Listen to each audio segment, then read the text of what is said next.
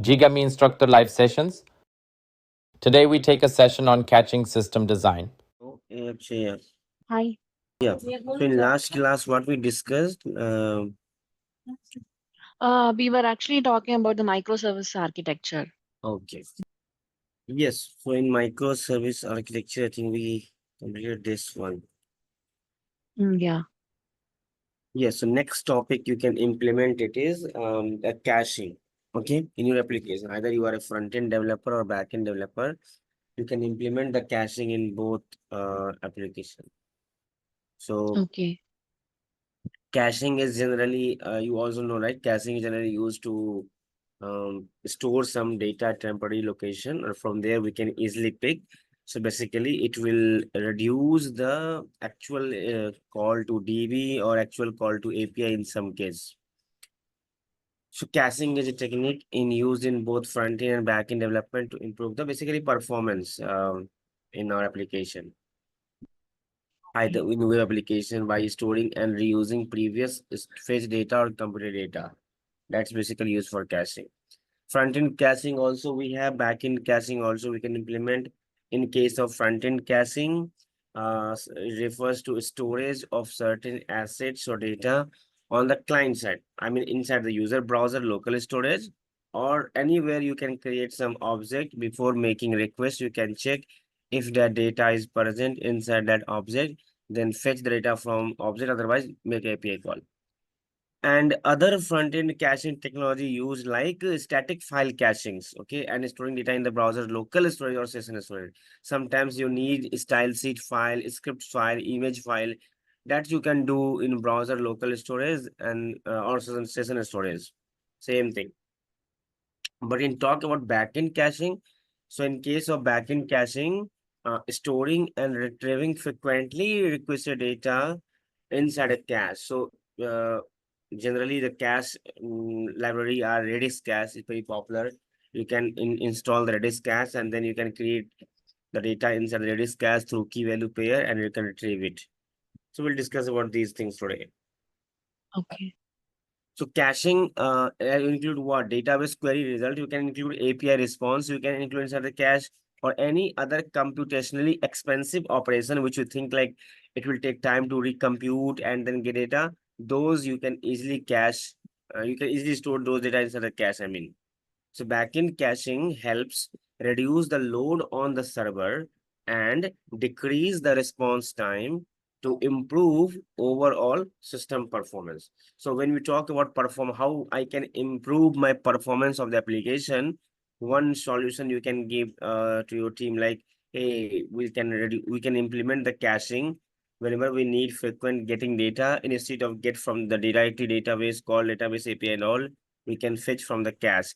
If the data is not available inside the cache, then we can go for the API call or computation process. Okay.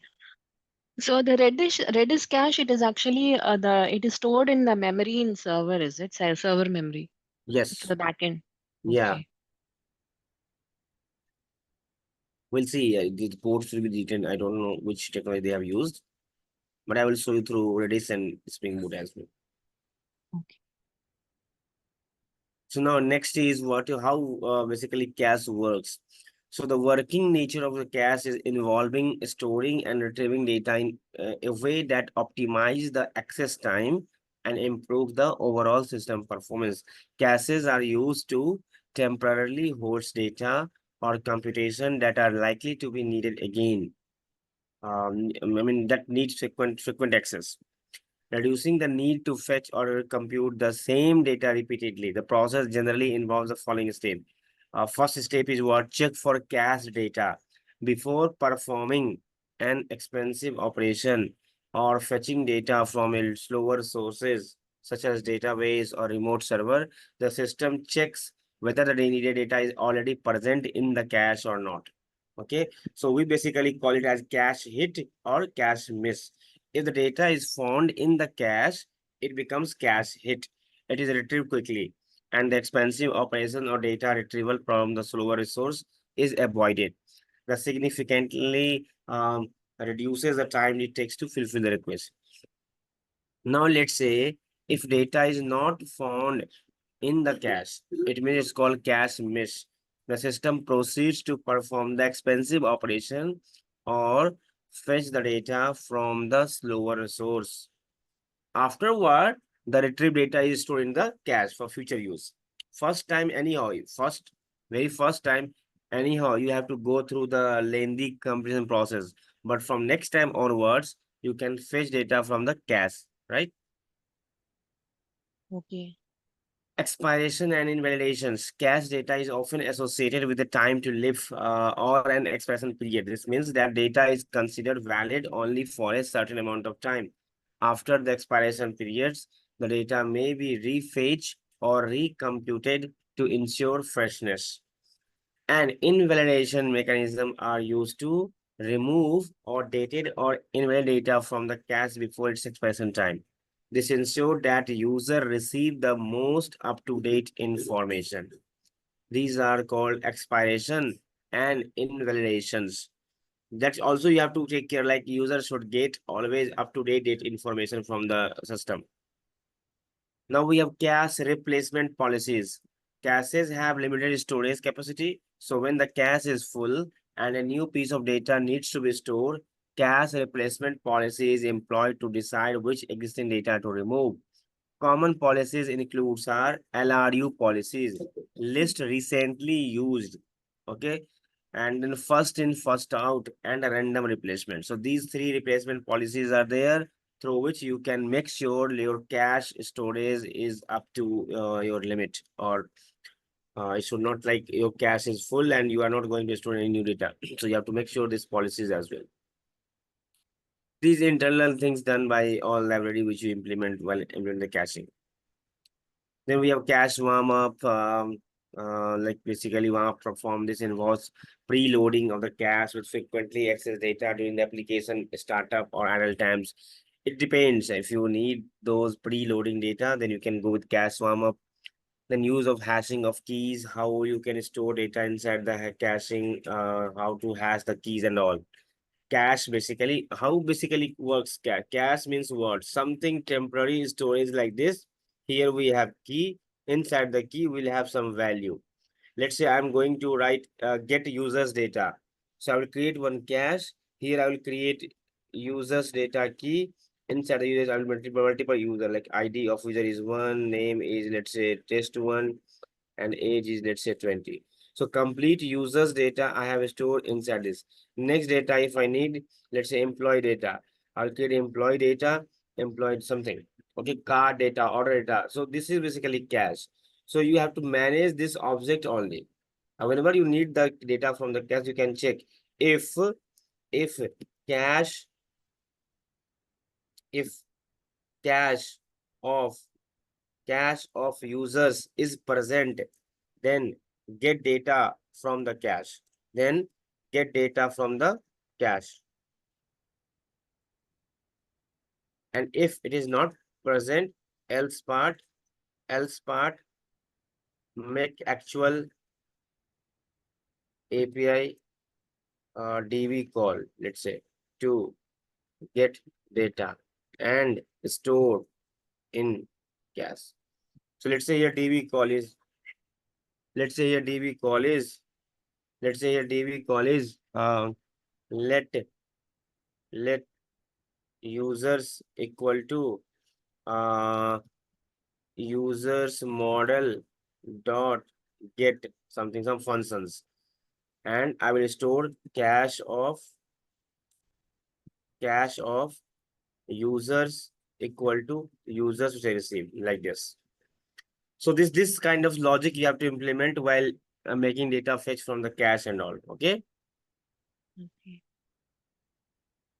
Once again, user model dot get and cache user. Yeah, this could be any your service function users. Let's say when you Okay. define controller, service, or model, right? MVC architecture Yeah. backend side. Yes, right. Yeah. So this could be any repository, user repository dot find function, user repository dot find by ID function, any function it could be. Okay. Okay. This line basically getting data from the DB side. That's it. Okay. Clear? Because when you call a Spring Boot user repository dot find function, it will go and fetch data from the MySQL server or any DB servers, and it will return this data to you like these users. And then you can store this data. So next time onwards, if I make a call for get users, let's say this function is get users function. Let's say this function is get users function. Inside the function, I have implemented this logic, like this logic. So when next time, first time I will call my get users function. This will make a call, and first time there will be no data inside the cache. So it will make a call and get data from here, store data inside the cache. But next time, if I make call again, next time if I make call, it will go here, but it will check, okay, we have already cache data. So why will it go in this part? We can easily fetch from data from the cache. Simply return cache of users like this, right? 1 second. Yeah. So I was here. When you next time make a API call get users, it will fetch from the cache data. It won't make actual computation functions. So it will basically save the time to retrievals, response time. It will improve the overall performance of your get users function. That is small snippets I have given you regarding the cache, how internet works. So when you implement the Redis cache, let me show you Redis implementing caching in Spring Boot application in Redis. Okay, so here just go through it. So cache providers allow us to transparently and clearly configure the cache in the application. We have the enable caching annotations for configuration file, add the required cache library to the class path, add the cache provider configuration file to root class path.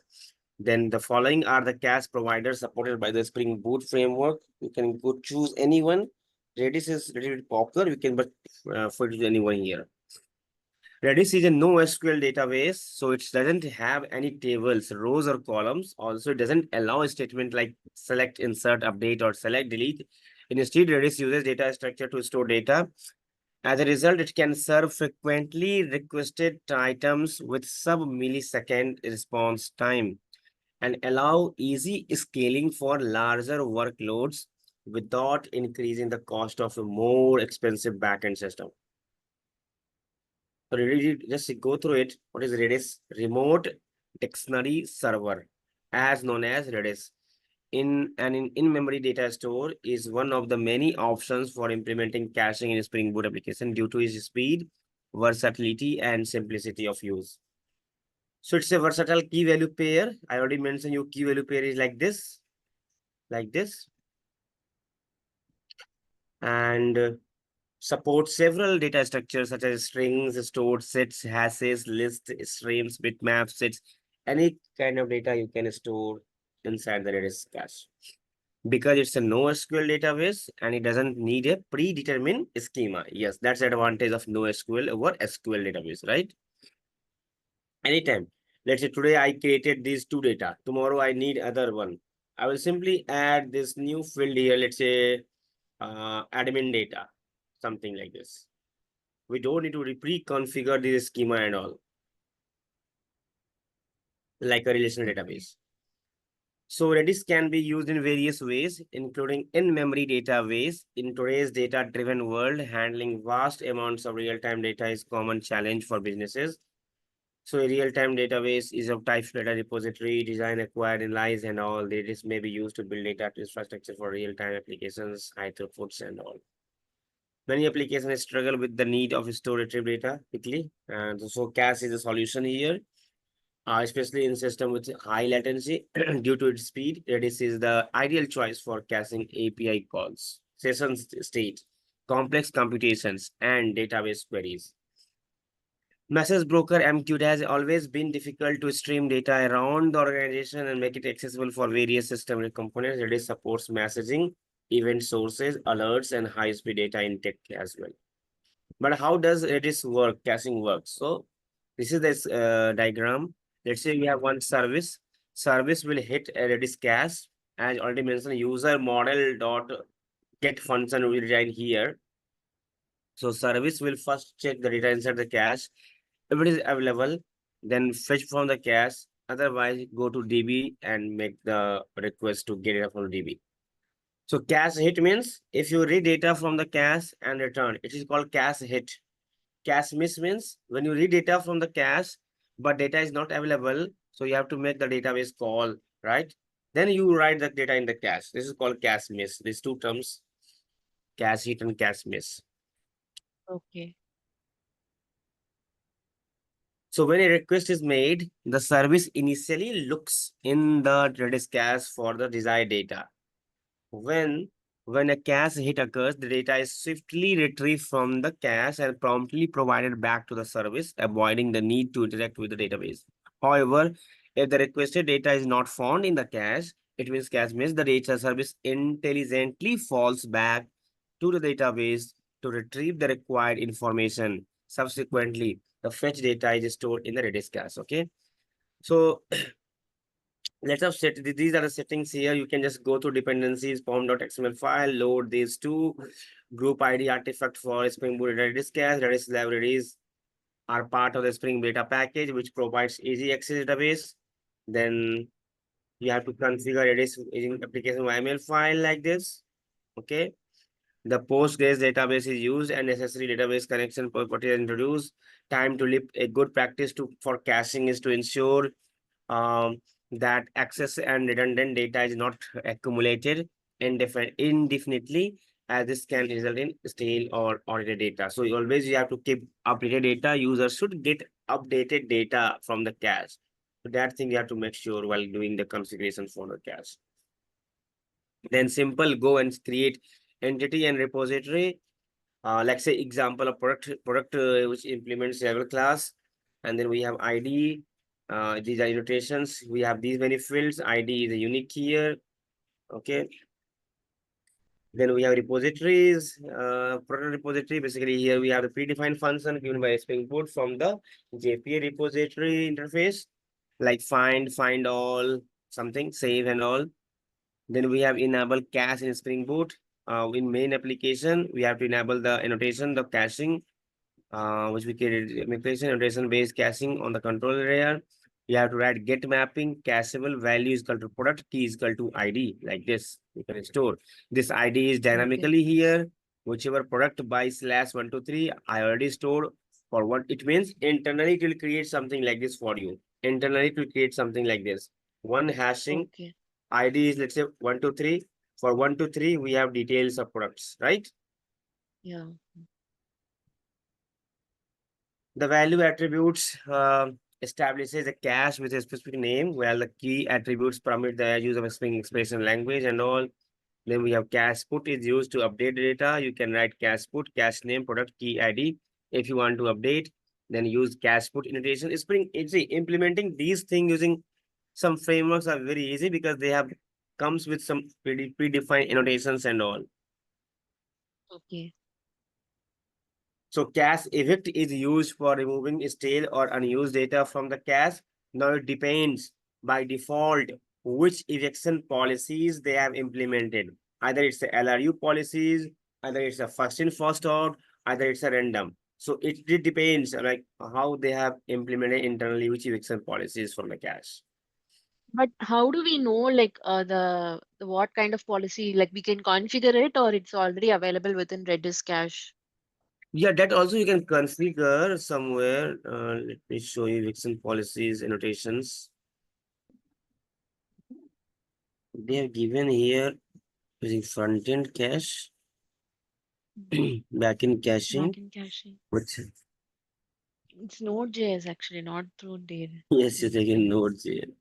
They are giving like a lot of page level caching, etc., etc. No, so those are applicable for whatever the examples they given in Node.js. It's applicable for Spring Boot also. Spring Boot Yeah, Redis cache. yes, definitely. Even more than that, you can get Spring Boot.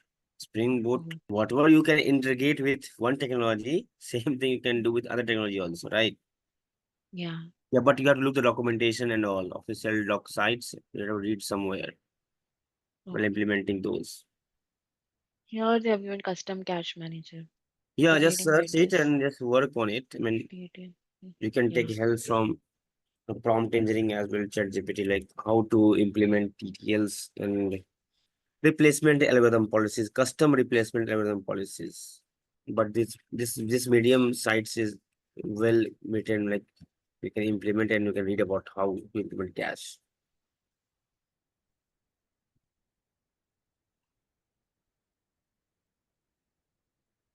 Make a notes of these things. At least Okay.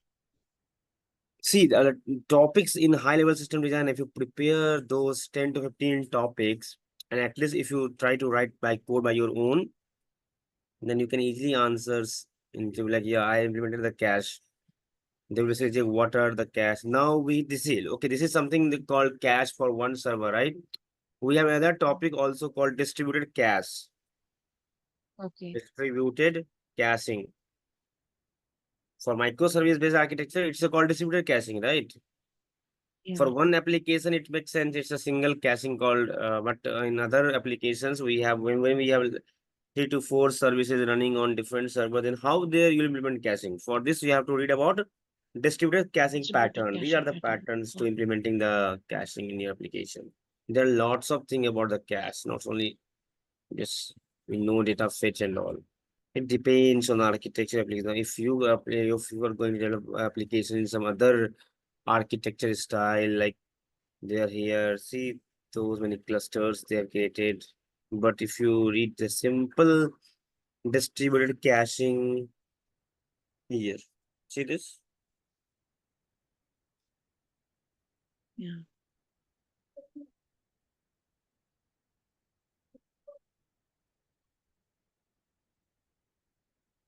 Here.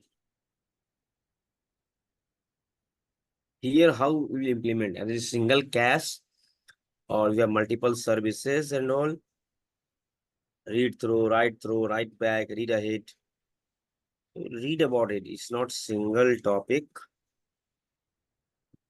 but at basic level, this is general idea about the caching. I mean, what is caching, how it works. If you are clear with the one, then you can easily integrate with multiple microservices as well. Yeah.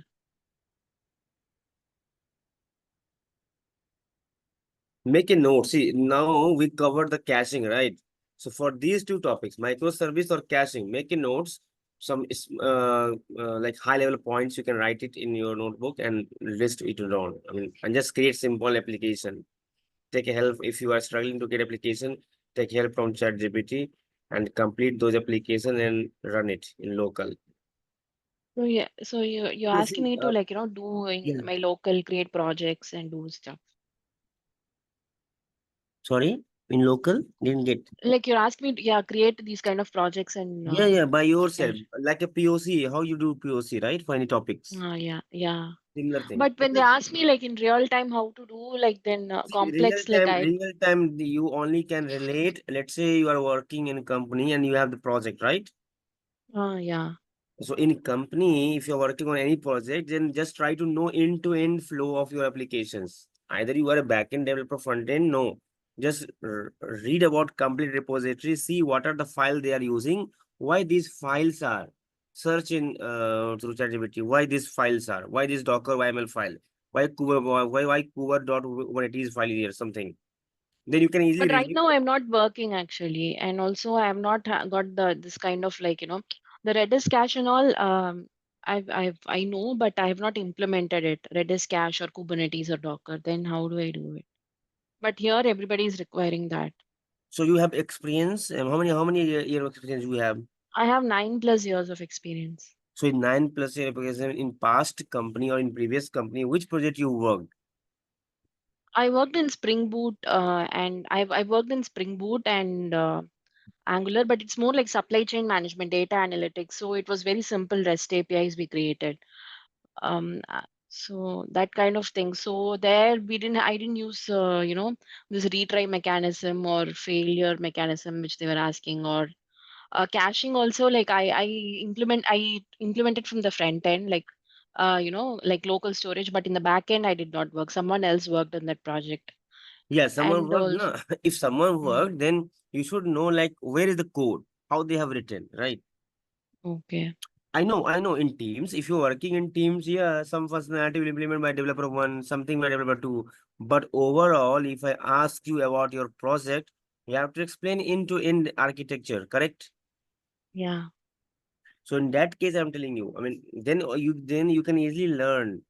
I know Okay. because it's let's say large project. One functionality will be implemented by developer one, two, three, four, whatever. But at end, when all the code will be merged in the base branch, and when you deploy, this is complete application. You should know the flow of each things in your application or all the tech stack which you implemented, either Java, Redis, Postgres, SQL, SMS for Kafka, RabbitMQ, SQS, Amazon Deployment Server, Amazon EC2 instance, CDN, how front end. So where did you deploy front end application? I used to deploy in PCF. Okay, PCF. So you know end to end in PCF. Are you using any CDN? Yeah, we use CDN, but there was one external link which we in configuration file we used to include. So what is CDN? CDN is content delivery network, right? I mean, what it does? I mean, it's a full form. What it does? We can store all the static pages like, images or any configuration files, Mm-hmm. like the username, password, all those we store it in the CDN and then we retrieve it. Okay, so how CDN, I mean, talks with the actual application? I think in the Spring Boot that YML file or application.properties, we'll actually configure the URL for the CDN. Mm-hmm. And then in the Spring Boot configuration we'll have, right, in the main class there, we actually call it or configure it. I mean, Okay, that's what I remember. I don't. yeah, Yeah. you have to read about it a lot. I mean, about CDN also. Um, so if you deploy your application in Cloud Foundry, let's say PCF, okay. Mm. So where you manage the environment variables in a Spring Boot application, how do you manage environment variables? I mean, I think one was CDN. I remember actually it was already there. I did not do anything like, but in the CDN we had some external URL we used to have. So from there it used to pick up. So this Cloud configuration file where you will write all the environment variable configuration. So you can, along with this, you can also search how Spring Boot application will deployed on Cloud Foundry or whatever that Cloud Foundry you are using, and then Mm. how I will manage different staging of environments inside the Cloud Foundry. Did you get my point? Okay. Yeah. So we have local environment, then we have QA environment, then we have production environment. How these environments variable you will manage when you deploy your application to Cloud Foundry. Mm. Interview will ask this question. Maybe when you explain them, like I deployed this on Cloud Foundry or AWS anywhere, they will definitely ask these kind of questions. Actually, they wanted to check like, do you have, I know you don't implement it, but do you have idea how this flow is working? Even from main Spring Boot file to all components, all environments, all configuration file. So your different cloud platform here, Amazon EC2, then GCP, then GKE, Azure, Docker file if you use in your project. What is Docker file? How they are building the Docker build from this command. How your application is exposing these two port on a Docker server as well. At least these topic now, Mm. architecture, whatever. If you're using simple monolith, read about your architecture of project. Okay, these things. Okay. Yeah. And then Okay. next is important is API. If you're using any API, how they are fine. Is it REST API, gRPC, WebSockets, whatever. All the pattern of API. Okay. Then Okay. if you're using any logging and monitoring tool, you have to read about this. How you'll easily debug your production ready code. Do you have any logging and Okay. monitoring providers integrated in application? We used Log4j for logging. Yes, that's thing. You have to read about this. I mean, Then what is fault tolerance of application? What is rate limiting? How you are handling rate limiting application? If you're using any kind of polling, either it's a long polling, short polling, read about the polling mechanism. If you implement that any kind of messaging queue, you have to read about the polling mechanism. Generally, in Yeah, we API, have Kafka. So for Kafka, yeah, messaging, as in you mean chat messages like that. yes. So whatever components you are using now, okay, the thing is, whatever things you have used in your project, you should know end to end about that. So these are But high level topics. WebSockets and all I have not used. No worries. Web sockets, if you're not able, but how then you are using the messaging system? The Kafka, you mean? Okay, Kafka, it means why web sockets people know should know why web sockets. Now tell me what is API? What is REST API? REST API, it follows HTTP protocol. Hmm? Um, so we create services, and the services communicate with each other to transfer data or process data. What is And there are disadvantage of four REST types. API? Huh? Disadvantage of REST API? I don't understand. What is the Disadvantage of REST API. disadvantage is it uses I don't know the disadvantage. So okay, in REST API, can I get the data automatically from the server? No, you have to send a request and then you get a response. Yeah, but let's say I need whenever server got updated data, I need to get those data in UI. How I will do? Okay. Oh, that is using WebSocket connection. What is polling? Polling is, there'll be every few minutes or for some certain duration, Hmm? the server keeps, the client keeps sending a request to the server to check if there is any response.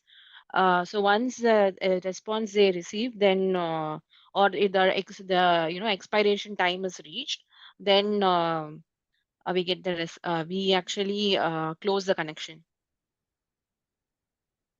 Yes. So the Or connection any is maintained for a long time, like until we get the response. yes. So read about the REST API, read about the polling. Do you know any SSE events mechanism? Servers send events, servers had events. No. In this case, server will notify the front end like I have data. Now you can fetch. These are the events, SSE events. Okay.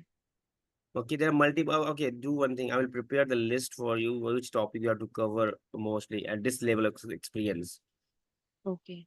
Because when you tell your team members, now, hey, start writing the API or start developing API, they can, why API? Why not we go for SSC events? Why not we go for WebSockets? Why not we go for other mechanism to get data, right? Yeah. So read about in detail REST API first. What is disadvantage, advantage? Then SSC events, then polling long and short polling, then WebSocket communication, in which protocols we should use WebSockets and all. Yeah. Generally, Okay. REST API follow the HTTP protocols. WebSocket follow the WS protocol. WebSocket something like this, right? Yeah. In REST API, we have HTTP like this. Yeah. So these topic do one thing. First, read these topics. Prepare a small notes, not at high level. I'm telling you. Okay. At high level. Yeah. Just make a high level notes here. And for some topics, you can do a POC. Like rate limiting, you can easily do POC. REST API, you can do POC. You already know the REST API. There is no need to POC. Message queue, you can do POC on it. Microservice, you can do Yeah. POC on it. One question, like for message queue, right? I was trying to install Kafka in my system and I Uh-huh. was not able to do. I was getting an error.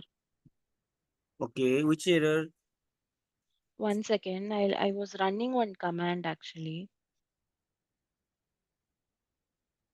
Yeah, this was the for Apache Zookeeper. I was running this command, and it said it is too long. 嗯哼哼。 Mm-hmm. They said Just it's the give me, command okay. is too Can you long. share your screen once? Yeah. So can you see my screen? Yes, yes, I have to see it. See it. Yeah. I've opened the command prompt. So here they asked to modify this one, a data dir, and another one is, yeah, here also in the log dir. Then they told to run this command here. Send me the error message in WhatsApp. I will try to look into it. Otherwise, you can take help from prompt engineering. Okay. Okay, which is chat Yes. GPT you're Yes. saying, Yes. no? Yes. 1 second, yeah, I'll run and send.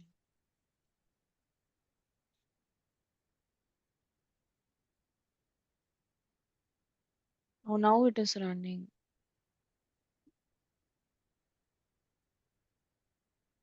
Must load it, right? Yeah, now it loaded. I don't know what. I think maybe that folder name I changed. Okay. So now it is working, is it? Now it says Zookeeper audit is disabled.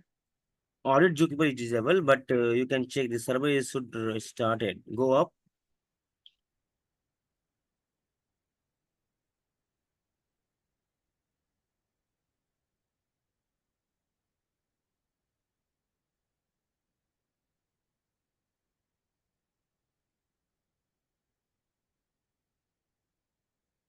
You know, you can test with other thing also. If it is running, then test with the application. Okay.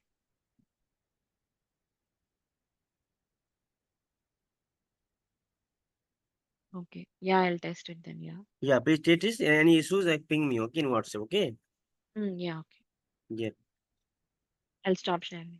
yeah, please, yeah. Go through this topic first, okay? Microservice architecture, we already completed, make it go in detail things. What is microservices? Then we read about caching, implement some caching in your application, read about distributed caching as well. Then the topic which I mentioned, these are important. I think if you cover these and these topics, and if you're clear with your project architecture, then it's fine. Okay. Caching also, right? Yes, Caching. yes, caching also. Oh, yeah. Today we discuss caching now. So Uh, caching, and after the caching, just read about distributed caching, because if you complete the microservice architecture, you have to follow distributed caching only. okay. Yeah. And also one more thing I wanted to ask was, Mm-hmm. they ask about Spring security also actually. Okay. Yeah. So Spring security model, you have to read it. Authentication, authorization, protection, SSL attacks, single sign-on mechanism. These are goals. Zero duty, Spring security. Yeah, this is I will, no worries. I will just go through the next session, okay? Spring securities. Uh, okay. Yeah, this is not very deep level, but I will explain you next session, okay? Yeah. Okay. Yes, for application point of view, security is important topic. They will ask you the security questions. Sure. Okay. Okay, first you go read about microservice, then API gateway, caching, distributed cache, and the topic which I mentioned, REST API, SSE, WebSockets, why these useful, what are the protocols and all, basic level. Okay. In next Yeah. session, I will explain you Spring security in detail, completely Spring security, Okay. complete model. Then I will explain you circuit breaker, fault tolerant after Spring security. Yeah. Yeah. Okay. Okay. And here they've used some Netflix or something or history. So Netflix that is Joule what. API gateway. Yes. Yeah. Okay.